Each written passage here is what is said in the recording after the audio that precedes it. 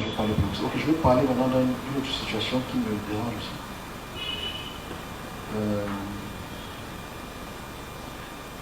Ça concerne notre pays voisin qu'on appelle le RDC.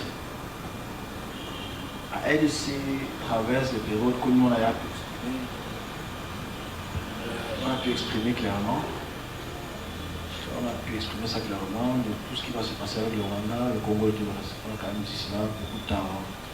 On a aussi expliqué en 2018 comment ils vont se déchirer, on le passe aujourd'hui. On a expliqué le côté insurrectionnel du peuple qui va se lever contre les institutions, on a vu aussi avec la France. Aujourd'hui, j'ai vu quelque chose qui m'a dérangé et je me pose beaucoup de questions. Je souhaite que la communauté internationale, s'il écoute, et l'Union africaine aussi, s'ils écoutent, ils puissent prendre ça en considération. Parce que nous, on parle qu'on appelle d'avoir des références de ce qu'on a dit avant et ce que nous disons maintenant. J'étais à la frontière à l'est du Congo.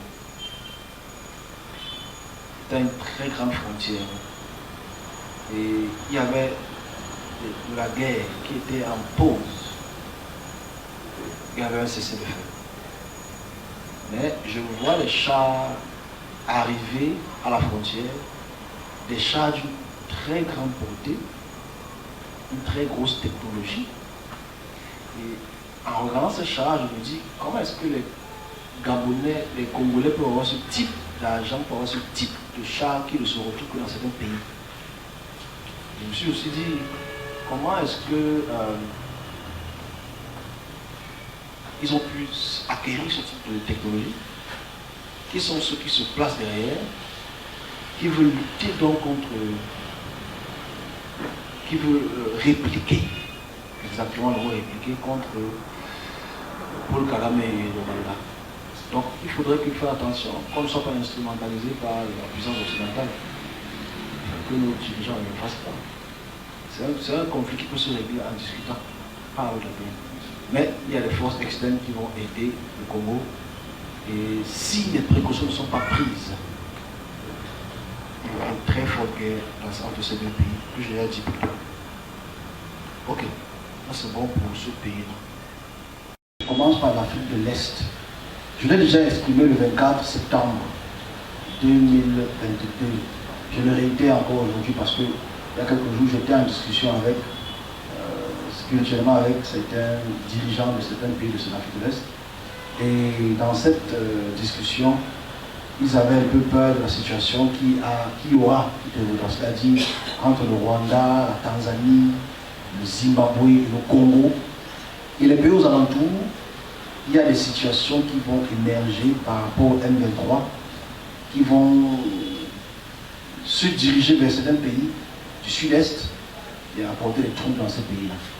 Donc j'ai envoyé ce message-là comme je le fais d'habitude aux autorités compétentes, pour qu'ils puissent déjà, que les forces de coalition de l'armée en coalition burundaise et les pays de l'Est, même l'Égypte aussi, puissent vraiment irriguer cette population et ces combattants, chacun respectivement dans leur pays. Mais ça ne va pas se passer ici.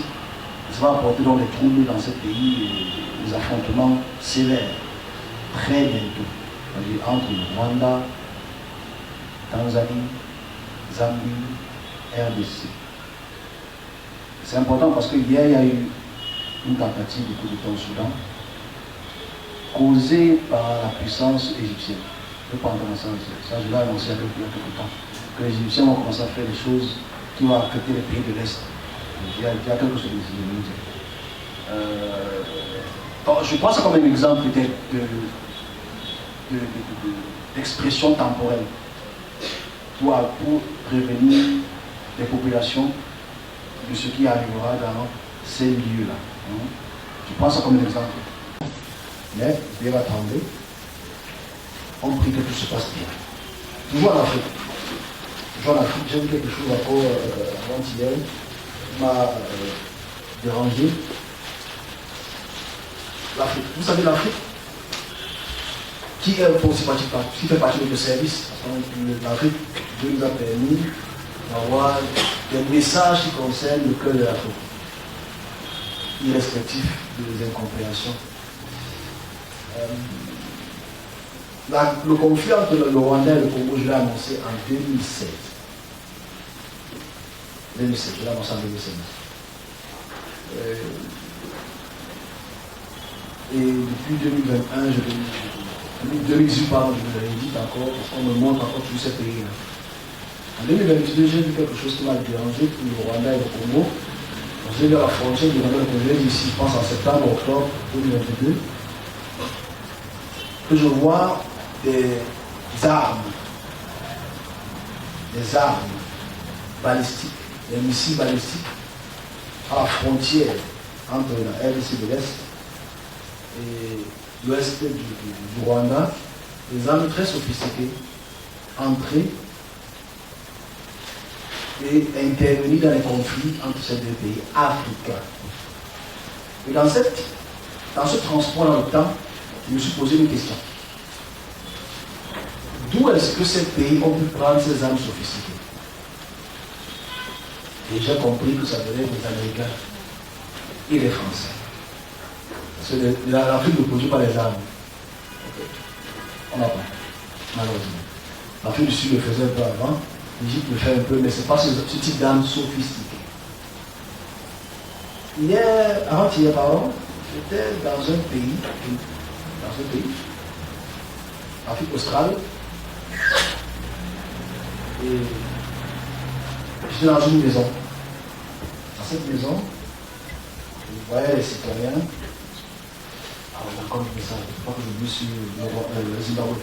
J'étais dans cette maison citoyenne et je chante de dormir dans cette maison. Et l'ange me prévient, lève-toi et une bombe qui arrive. Et je me réveille, je vois comment une bombe arrive dans la vision. Quand je me réveille, j'informe donc, attention, il y a des bombes qui vont venir frapper cette partie du pays. C'est pas le Cameroun, l'Afrique australe. Et je me transporte donc hors de la maison. Je vois comment il y a des missiles sol-air qui frappent et les radios qui parlent. Le pays était en choc. Ça a créé une masse exotique qui quittait dans ces régions-là pour descendre dessus. Et ça me attriste un peu de voir à quel point l'Afrique australe et l'Afrique de l'Ouest, pour lesquelles il y a beaucoup de ressources, il y a beaucoup de dégâts. L'Afrique de l'Ouest, l'Afrique australe, il y a beaucoup de ressources, il y a beaucoup de dégâts. On avance au Soudan.